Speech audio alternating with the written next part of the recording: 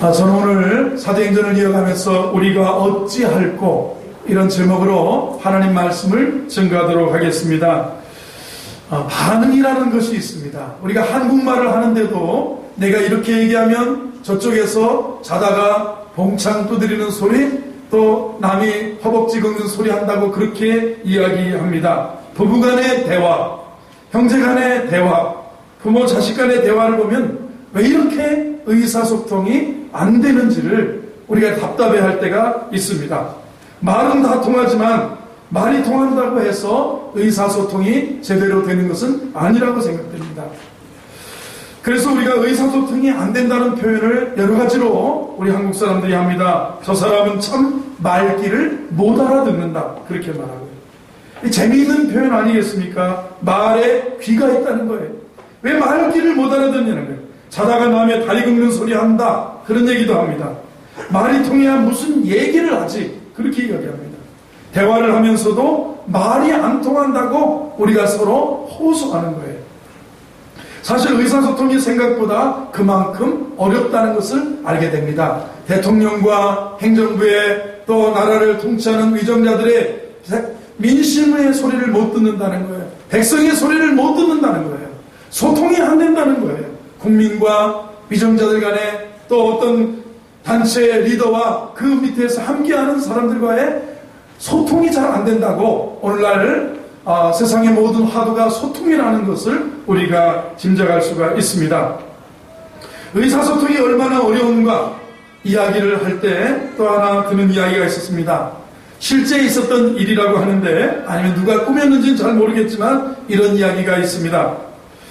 옛날에 나이가 한 30 정도 바라보는 아주 젊은 땡중이 있었습니다.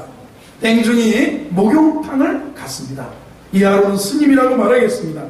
혼자 사는 이 스님이 오랜만에 목욕탕을 갔는데 등을 밀어줄 사람이 없었습니다. 한참을 몸을 불리다가 함께 빡빡 머리 깎고 온, 그 당시 학생들은 깎아줄 머리 깎고 온 학생이 있었습니다.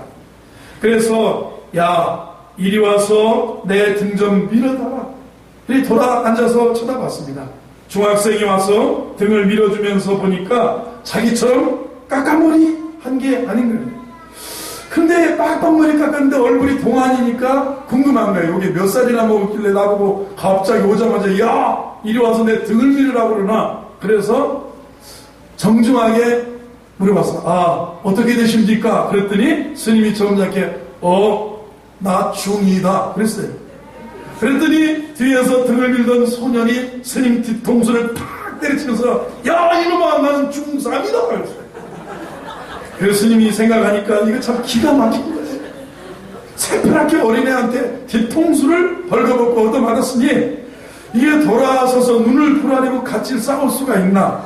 그래도 할 수 없이 마음을 가다듬고 돌아서서 이야기했습니다. 이놈아, 나는 중이다. 중이란 말이야 그랬어요. 그랬더니 소년이 벌떡 일어나더니 아까보다 더 세게 스님 눈알이 튀어나올 정도로 한 대 또 팍 때리면서 그래 이놈아, 나는 중3이다 그랬어요. 중3이란 말이야. 하여튼 같은 나라 말이라고 해도 다 말이 통하는 건 아니라는 걸 아시겠죠. 아버지는 이런 뜻에서 자녀에게 막 큰 소리를 쳤는데 자녀는 저런 뜻에서 알아듣고 또 눈물을 펑펑 흘리면서 아버지한테 대드는 우리 가정의, 여러분들의 가정의 이야기들을 우리가 느꼈을 거예요. 세상에서 뭐니 해도 제가 목회하면서 굉장히 고마운 사람이 있다면 내 말귀를 알아듣는 것이 고마운 거예요. 그래서 미국에서 의사들 중에서 가장 시간당 급료를 많이 받는 사람이 정신과 의사입니다. 그런데 정신과 의사들이 하는 일은 80%가 뭐 듣는 거라는 거예요. 2시간을 하면 2시간을 거의 다 그래요. 그래서 어떻게 됐나요? 그래서 그렇게 생각하셨군요. 화가 나셨죠? 이 정도만 말하고 거의 다 그래서 화가 났는데 막 어떻게 되고 내가 그때 발딱 일어나가지고 당연한 거예요. 그렇게 반응하시는 게 맞아요. 그 다음은요? 그럼 또 막 그 다음을 또 막 10분을 그때 그러셨군요. 그렇게 그 다음에 어떻게 하셨어요? 내가 또 이래가지고 그러고 나서 3시간을 이야기하면 돈을 제일 많이 받는 거예요.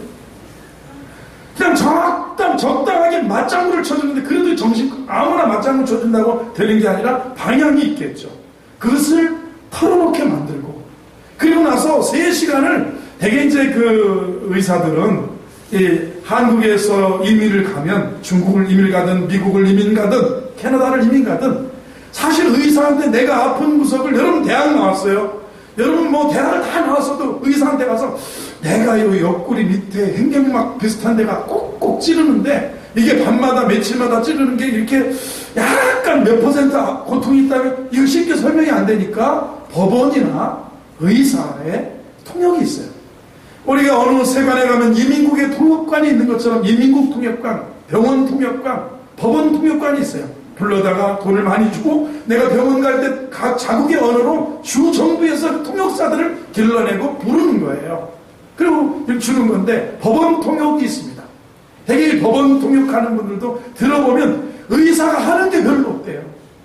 거의 정신과 상담을 할 때 보면 아 그렇군요. 맞장구만 쳐주는데 돈은 제일 많이 번다는 거예요.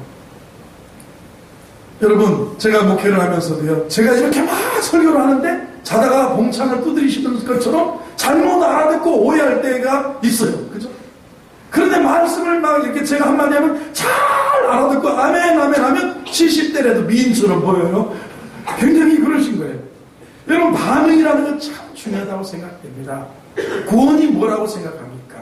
하나님의 사랑에 우리가 반응하는 거예요. 하나님께서 이렇게 우리를 사랑하셨는데 우리가 믿음으로 반응하는 거예요. 우리가 아멘하고 예수 그리스도를 구세주와 주님으로 영접하고 믿음으로 반응하는 것이 구원이다, 이렇게 볼 수 있습니다. 제가 오늘 왜 반응에 대해서 이렇게 이야기하냐면 베드로의 설교를 지난주에 이어서 계속 살펴봅니다. 베드로의 설교의 핵심이 뭐냐? 성령의 사건은 예수님의 사건이다, 이렇게 이야기하는 거예요. 오순절 성령 사건의 뿌리에는 바로 예수님이 계셨다고 하는 거예요. 이 예수님의 사건에는 예수님의 삶을 얘기하고 예수님의 십자가를 얘기하고 예수님의 부활을 얘기하고 부활하신 예수님이 승천하시면서 오늘날 너희들에게 이 성령을 부어주셨다, 이렇게 이야기합니다. 성령 사건은 바로 예수 사건이다, 이렇게 이야기하는 것이 베드로의 설교의 핵심 포인트입니다. 예수님의 사건 얘기할 때 예수님의 삶과 기적을 먼저 얘기합니다. 22절을 보면 이스라엘 사람들아 이 말을 들으라. 너희도 아는 바와 같이 하나님께서 나사렛 예수로 큰 권능과 기사와 표적을 너희 가운데 베푸사 너희 앞에서 그를 증언하셨느니라. 자, 이스라엘 사람들아 이 말을 들으라. 하나님이 나사렛 예수로 이 땅에 보낸 예수 사건이에요. 먼저 예수 사건은 예수님의 삶과 기적을 얘기하는 거예요. 이 땅에 오셔서 공생애를 사시면서 예수님이 사실 때 기적, 예수님의 삶의 가르침, 기적, 능력, 표적, 이적, 병고침, 치유 행하심들을 이야기하는 거예요. 예수님의 삶은 먼저 삶과 기적을 얘기하는 거예요. 두 번째로는 예수님의 십자가 사건을 이야기합니다. 23절을 같이 한번 읽어봅니다. 시작. 그가 하나님께서 정하신 뜻과 미리 아신 대로 내준 바 되었거늘 너희가 법 없는 자들의 손을 빌려 못 박아 죽이. 자, 예수님의 삶과 기적을 먼저 얘기하고 그리고 예수님의 십자가를 이야기합니다. 그가 하나님께서 정하신 뜻과 미리 아신 대로 내어준 바 되었다. 십자가에 내줬어요. 로마 군인들에게 내줬어요. 이스라엘의 시기와 질투가 많았던 바리새인과 서기관들에게 내어준 바 되었어요. 그리고 그들이 법 없는 자들 로마의 군인들의 손을 빌려서 십자가에 못 박아 죽였다는 거예요. 하나님께서는 정하신 뜻과 미리 하신 대로 하나님의 뜻대로 내주셨다. 이게 십자가 사건이에요. 그리고 그 법 없는 자들의 손을 못 박아 죽였으나 하나님께서 그를 사망에 보세요. 예수님의 부활을 또 죽였으나 하나님께서 그를 사망의 고통에서 풀어 살리셨느니라. 예수님의 삶과 기적을 얘기하고 예수님의 십자가를 얘기하고 그리고 예수님의 부활을 이야기하는 거예요. 이 부활하신 주님이 오늘 32절을 보겠습니다. 32절로 넘어가보세요. 자, 시작. 이 예수를 하나님이 살리신 자 우리가 다 이 일의 증인이로다. 33절. 하나님이 그가 약속하신 성령을 아버지께 받아서 너희가 보고 들은 이것을 부활. 자, 성령 사건을 먼저 오순절 방언 임하고 오순절 바람 같은 성령, 불의 혀같이 갈라지는 성령이 각 사람 위에 보여지는 거예요. 불같이 임한 성령, 바람같이 임한 성령, 방언으로 임했던 그 성령의 역사는, 이 성령 부어주심의 사건은 오늘날 예수님의 삶과 기적을, 예수님의 사건을 보고, 그리고 예수님의 십자가 사건, 그리고 예수님이 죽으시고 부활하셨는데, 부활하시고 승천하시면서 이 주님이 바로 우리에게 성령을 부어주셨다는 거예요. 이 예수를 하나님이 살리셨고, 우리가 이 일의 증인이고, 하나님이 오른손으로 예수를 높이실 때 그가 약속하신 성령을 아버지께 받아서 너희 보고 듣는 이것을 부어주셨다고 했어요. 아멘이신가요? 네. 자, 이렇게 성령 사건은 예수님의 사건이다, 이렇게 얘기해. 그러면 우리가 어떻게 되느냐? 어떻게? 36절을 보겠습니다. 36절 시작. 그런즉 이스라엘 온 집은 확실히 알지니 너희가 십자가에 못 박은 이 예수를 하나님이 주와 그리스도가 되게 하셨느니라 아니라. 37절에 그들이 이 말을 듣고 마음에 찔려 베드로와 다른 사도들에게 물어 이르되 형제들아 우리가 어찌할까? 자, 이 예수 사건, 예수의 삶과 기적과 이적을 얘기하고 예수의 십자가를 이야기하고, 그리고 이 십자가에서 하나님이 그를 사망에서 풀어 그를 살리셨다. 우리가 이 일의 증인이다. 예수님의 그 이야기를 하면서 뭐냐면, 이스라엘 너희 온 집은 알지니 너희가 십자가에 못 박은 예수를 하나님이 주와 그리스도가 되게 하셨다. 누가 십자가에 못 박았다고 했습니까? 우리가 못 박았다. 너희가 십자가에 못 박은 예수를 하나님이 주와 그리스도가 되게 하셨다. 그분이 우리에게 성령을 부어주신 것이다. 2000년 전에 유대인들이 십자가에 못 박아 죽이셨대. 사실은 왜 예수님이 죽으셔야 됐냐면 저와 여러분의 죄 때문에, 허물 때문에 죽으셨다는 사실을 인정할 때 예수님을 받아들일 수가 있는 거예요. 아멘. 그 이스라엘 그 오순절에 모였던, 광장에 모였던 사람들은, 마가 다락방에 주위에 모였던 사람들은 이 베드로의 설교를 들으면서 반응합니다. 37절에 그들이 이 말을 듣고, 베드로의 이 설교 내용을 듣고 반응하는 거예요. 마음에 찔렸어요. 마음에 찔렸어요. 베드로와 다른 사도들에게 묻습니다. 형제들아 우리가 어찌할꼬? 사실 말씀은 평가하는 게 아닙니다. 말씀은 뭐예요? 반응하는 거예요. 오늘 목사님 설교 좋았어요. 오늘 목사님 설교 되게 웃겼어요. 오늘 목사님 설교 정말 시원했어요. 내 마음이 다 시원했어요. 설교는 평가하는 게 아니라 설교는 반응하는 거예요. 우리가 어찌할꼬 하는 거예요. 내가 어떻게 하면 삶에 적용하는 거죠. 내가 어찌하면 되겠는가? 설교는 평가하는 게 아니라 설교는 듣고 반응하는 것이다. 한번 따라해보세요. 설교는 평가하는 것이 아니라 설교는 듣고 반응하는 것이다. 시작. 아멘이십니까? 근데 오늘날의 교회는 문제가 뭐냐면 어찌할꼬 하는 자세가 없어요. 오늘날 교인들은 은혜 받았어요. 우리 목사님이 친구, 그럴 때 전 기분 좋습니다. 우리 목사님은 하여튼 설교는 잘하신다. 설교 잘한다. 그럴 때는 기분이 좋은데 문제는 뭐냐면 그게 근본의 평가냐 아니면 반응이냐를 보셔야 돼요.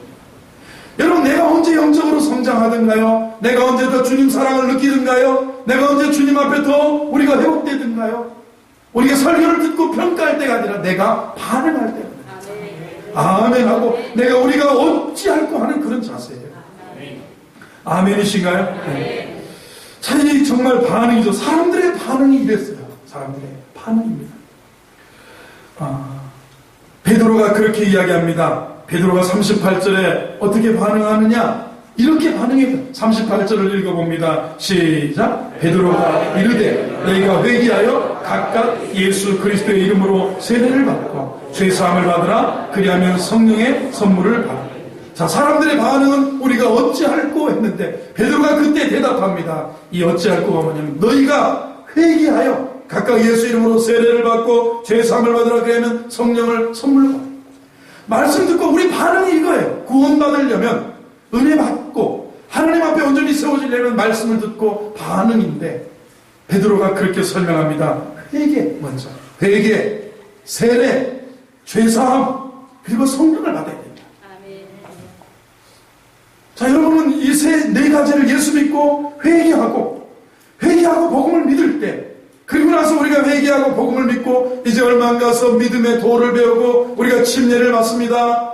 모든 사람 앞에서 우리의 신앙을 고백하는 거예요. 그리스도인의 공동체에 받아들여지는 그런 공식적으로 내가 신앙을 고백하는, 내가 예수 그리스도로 회개하고 예수 믿는다고 하는 것은 개인적인 우리가 고백이에요. 사람이 마음으로 믿어 의에 이르고 입으로 시인하여 구원받는다. 사람이 예수 그리스도를 믿어 믿음으로 회개하는 거예요. 회개, 삶을 돌이키는 거고 삶의 방향전환을 이루는 거예요. 회개, 세례, 그리고 죄사함을 받고, 그리고 성령께서, 하나님께서는 우리에게 성령을 선물로 받는다. 아멘. 이 구원의 패키지라고도 볼 수 있어요. 말씀을 듣고 예수 그리스도의 예수의 삶과 기적을 얘기했어요, 베드로가. 그리고 예수의 십자가를 하나님께서 정하신 뜻대로 내어주셨다는 거예요. 법 없는 자들의 손에 내어주셔서 십자가에 못 박고, 그 예수님은 그렇게 내어준 것 같지만 우리가 실상은 죽인 것이다. 그러나 하나님이 사망을 풀어서 그를 살리셨고, 우리는 살아계신 주님을 증거하는 부활의 증인이고, 그분이 우리에게 성령을 부어주신 것이다. 이 베드로의 설교를 듣고 우리가 어찌 않고 반응하는가. 저는 우리 성도들 반응이 좋은 성도가 되기를 바랍니다. 아멘이 있어야 돼요. 아멘. 아멘. 여러분 그러잖아요. 가정이 원만한 남편과 아내가 되려면 아내가 맞장구를 잘 쳐야 된다잖아요. 맞장구를. 근데 우리 남편도 아내가 머리를 했으면, 아이고, 우리 청년 하나가 지난주 금요일에 목사님 저를 보세요 그래요. 여자 청년인데 딱 봤어요. 저 머리 했어요. 그러는 거예요. 머리 했대. 아, 이쁘다 그랬어요 제가. 그래야지, 아, 뭐 했냐, 몰랐다 이런 소리 하면 상처죠, 상처. 여러분 그렇죠. 여러분 아내도 예전에 어떤 제가 목사님을 아는데, 목사님하고 이제 사모님 같이 있는데 사모님이 막 이 플러라고 그래야 되나 이거요? 스카프를 딱 했어요. 여보 그랬는데 왜 그거 더워 죽겠는데 그거를 목에다 걸고 그러고 날리고 뻗쳐 막 이러니까 사모님이 이렇게 상처받았어요. 남편도 그렇고 아내도 그렇고요, 맞장구를 잘 쳐야 소통이 잘 되는 거예요. 그 맞장구라는 것은 반응입니다. 반응이 좋아요. 하나님께서 말씀하실 때 아멘 하는 거예요. 아멘. 아멘. 그것은 뭐냐면 예수님을 구주로 영접할 때 일어난 네 가지 요소를 베드로가 설명합니다. 우리가 어찌할꼬 할 때 너희가 각각 예수 그리스도의 이름으로 뭐라고, 너희가 회개하여 회개하는 거예요. 기독교의 최고의 복음의 일성은 뭐냐? 회개하라는 거예요. 사랑하는 성도 여러분, 주님 앞에 나와서는 삶을 돌이켜야 돼요. 예전에는 내 중심으로 살던 삶, 이제 말씀 중심으로. 삶의 기준이 뭐냐? 나가 아니에요. 성경이에요. 성경이 정경이고 캐논이고 이게 삶의 기준이거든요. 우리 삶의 기준이 욕심이 돼서는 아니고, 돈은 하나님이 아니고요, 그 다음에 삶의 기준은 내 쾌락이 아니에요. 삶의 기준은 하나님의 말씀인 줄로 믿습니다. 회개하여 예수 그리스도 이름으로 세례를 받고 죄사함을 받으면 성령의 선물을 받을 것이다 그랬어요. 저는 우리 성도들이 이런 은혜가 있기를 바랍니다. 지금 한참 월드컵 축구가 이제 16강전을 오늘 아침 브라질하고 칠레인가요? 어딘가 하면서 이제 16강으로 들어서, 우리는 16강에 뚝 떨어져가지고 우리는 짐 싸고 내일 이제 귀국하는데, 브라질의 리우데자네이루라고 하는 해안 도시에서, 해변 도시에서 이 월드컵이 브라질에서 열리고 있습니다. 그런데 이 도시에서 있었던 일입니다. 어떤 일이냐면, 마리아라는 여인하고 크리스틴이라고 하는 16살 난 딸 아이가 함께 살고 있었어요. 리우데자네이루에서 아버지가 일찍 돌아가셨습니다. 모녀지간에 의지하면서 살았습니다. 남자가 없으니까 많은 돈을 벌 수가 없었습니다. 굉장히 고생하면서 가난한 가운데 변두리에서 살아갔습니다. 그런데 딸이 사춘기가 되자 입버릇처럼 이야기합니다. 나는 이 지긋지긋한 집에서 벗어나서 언젠가는 저 도시로 가서 나는 돈을 벌고 행복하게 살 거야, 엄마. 엄마가 말립니다. 어른이 된 다음에 나가야 된다. 공부하고 어른이 된 다음에 나가야지. 내 나이에 나가면 돈을 벌 수 있을 줄 아냐? 많은 위험이 기다리고 있어. 나가지 마라. 그런데 크리스틴은 급했어요. 정말 가난한 이 집에 있느니 차라리 나가서 내가 저 도시에 가서 할 일이 없겠느냐? 인구가 많은 도시에 가면 내가 돈 벌어서 우리 엄마, 아니고 내 삶도 편안하게, 우리 어머니 삶도 편안하게 행복하게 해줄 수 있을 것으로 생각했어요. 어느 날 아침에 일어나 보니까 딸 아이의 방이 비어있는 것을 엄마가 발견했습니다. 어머니는 금방 알아챘어요. 늘 입버릇처럼 해댔기 때문에 이 아이가 나갔구나. 그래서 브라질의 리우데자네이루라고 하는 큰 도시로 엄마가 나갔어요. 이 어머니가 급하게 자기 가방을 꾸려갑니다. 버스를 타고 떠날 준비를 하고 준비를 다 한 다음에 마지막으로 어머니가 사진관에 들렀어요. 사진관에 들러서 자기 증명사진을 찍었습니다. 흑백 사진을 수백 장을 해달라고 했어요. 그리고 가방에 넣고 갔습니다. 어머니는 딸이 갔을 것으로 예상되는 도시를 이곳저곳 구석구석을 돌아다니면서 사진을 일일이 게시판에다 붙였어요. 청소년들이 좋아하는 바에 들어가서 화장실 거울에다가도 붙여놓고 온 시내의 게시판에다가도 붙여놨습니다. 하여튼 있음직한 곳은 다 찾아다니면서 자기의 증명사진을 거기다 붙여놨어요. 크리스틴은 일주일이 지나서 집에서 가지고 나간 돈을 다 써버렸습니다. 누가 그녀에게 밥을 먹여주겠습니까? 수많은 위험이 도사리고 있었어요. 사흘 동안 아무것도 먹지 못해서 배는 고플 대로 고프고 해서 머리는 감지도 못하고 씻지도 못해서 더러워서 더러워질 대로 더러워진 거예요. 집 떠나고 우리가 집 떠나면 무슨 고생이라고 그러잖아요. 이러지도 못하고 저러지도 못하고 정말 회의에 빠져버렸어요. 하루는 2층에 카페에 가서 커피라도 한 잔 얻어먹으려고 갔는데 내려오는 길이었어요. 그 순간 게시판에서 조그마한 사진을 하나 봤는데 낯익은 사진이에요. 다가가서 보니까 자기 엄마 사진이에요. 그래서 그걸 띄워봤어요. 깜짝 놀랐어요. 뒤에다가 크리스티나, 내가 너를 너무너무 사랑한다. 내가 무슨 일을 했든지 그리고 지금 내가 어떤 형편에 있든지 제발 돌아오기만 해라. 엄마가 이렇게 써있는 거예요. 그날 저녁에 딸이 돌아왔을까요? 안 돌아왔을까요? 돌아왔습니다. 저는 이걸 보면서 사도행전하고 비슷한 것 같아요. 반응이라고 했잖아요. 예수님의 삶과 기적을, 예수님이 이 땅에 오셔서 삶을 통해서 산상수훈을 통하여 이적과 기적과 표적과 말씀 증거를 통하여 우리에게 예수님이 바로 구주시라는 것을, 하나님의 아들 구세주라는 것을 보여주셨어요. 그리고 하나님이 미리 정하신 뜻대로 십자가에 내주셔서 대속의 죽음을 당하게 그가 찔리면 우리의 허물을 인합니다. 그가 상하면 우리의 죄악을 인합이고 징계를 받으면 우리가 평안을 누리고 채찍에 맞으면 우리가 나음을 입는다고 그랬는데 예수님의 십자가 사건이에요. 그러나 하나님은 그가 십자가에 못 박혀 죽으시고 장사되셨을 때 사망에 놓으시지 않고 그 사망에서 풀어 그를 살리셨어요. 그리고 그 예수님은 우리에게 성령을 부어주신 거예요. 그러니까 우리가 어찌할꼬 이 예수님에 대해서 우리에게 다가온 이 복음을 어찌해야 되느냐? 우리에게 다가온 이 그리스도를 어찌해야 되느냐? 어찌할꼬 할 때 너희가 회개하여 세례를 받고 죄사함을 받으라. 그리하면 성령을 선물로 받으리라. 아멘이시죠? 이것이 바로 복음이에요.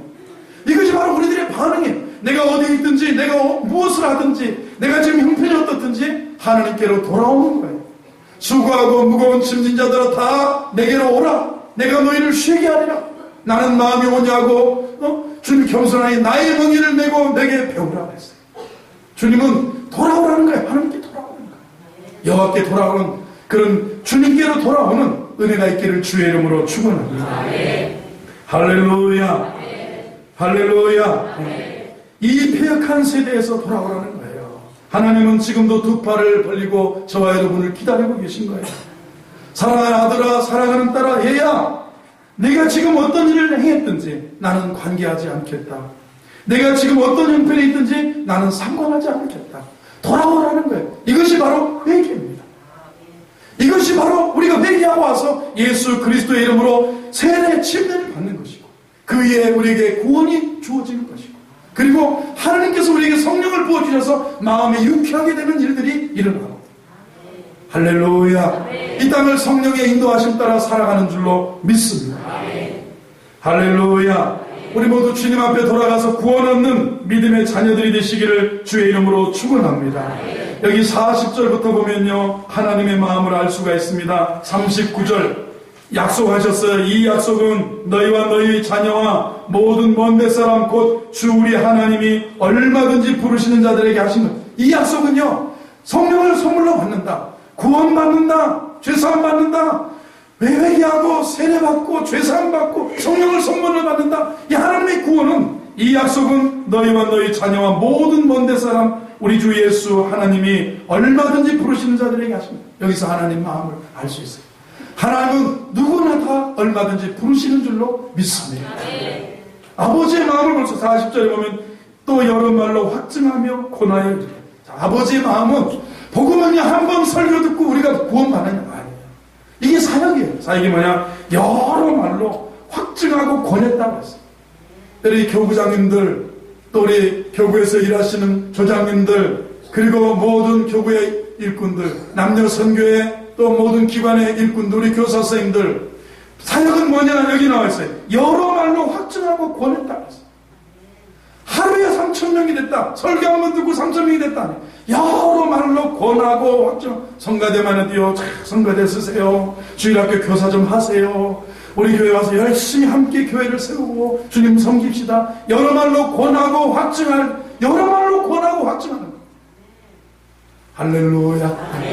신앙이 한 번에 그렇게 가는 것이 아니에요. 사역이 한 번에 이루어지는 것은 아니에요. 너무 쉽게 가는 것이 아니에요. 여러 말로 확증하고 권하여 이르되 너희가 이 패역한 세대에서 구원을 받으라. 여기서 아버지의 마음을 알 수 있어요. 교사가 이 아버지의 마음이 있어요.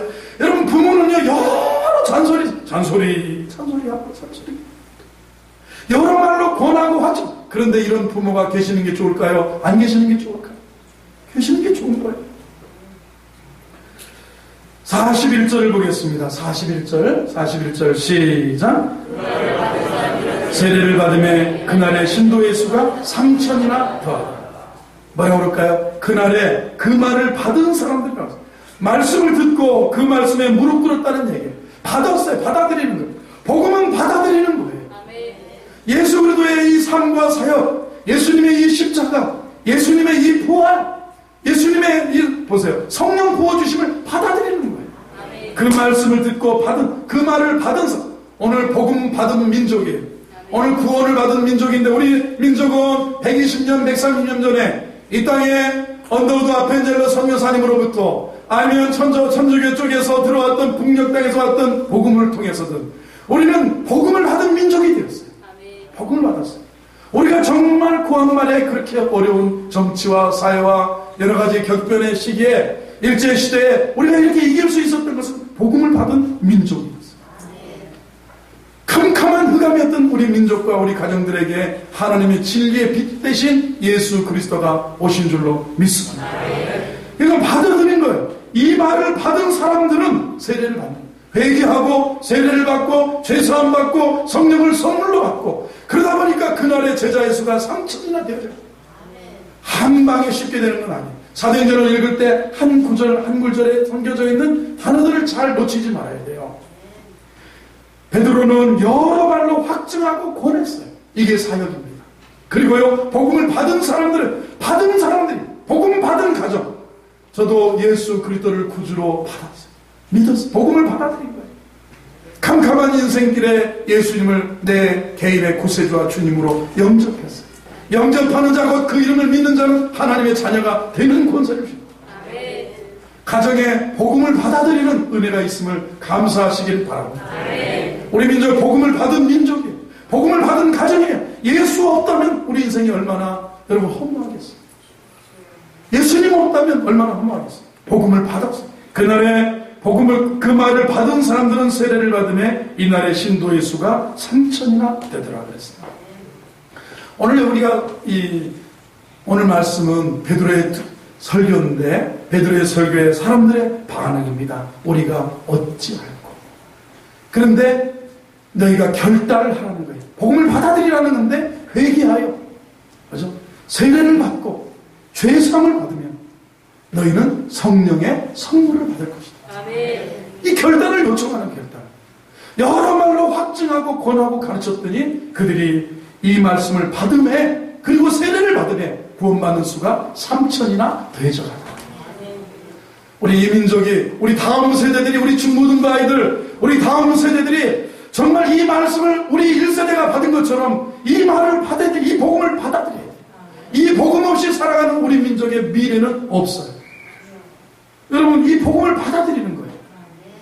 이 복음을 받아들이게 하기 위해서 여러 말로 가서 가르치고 전파하고 확증하고 전하고 권하는 거예요.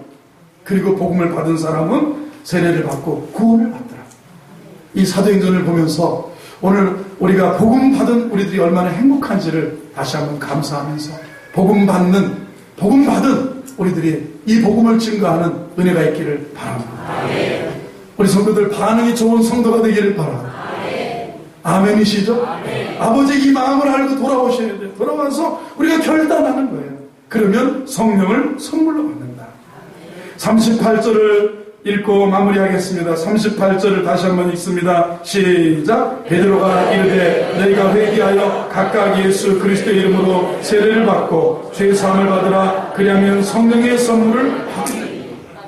그렇죠. 회개하여 세례를 받고 죄사함을 받으라. 그리하면 성령의 선물을 받을 것이다. 이렇게 말합니다. 이것이 뒤로 따로따로 오는 것이 아니라 한데 묶여서 오는 성령님의 패키지라는 것을 알 수가 있어요. 오늘 십자가 부활을 거쳐서 성령의 불이 불처럼 타오르는 은혜가 교회와 여러분의 심령 속에 넘쳐나기를 주의 이름으로 축원합니다.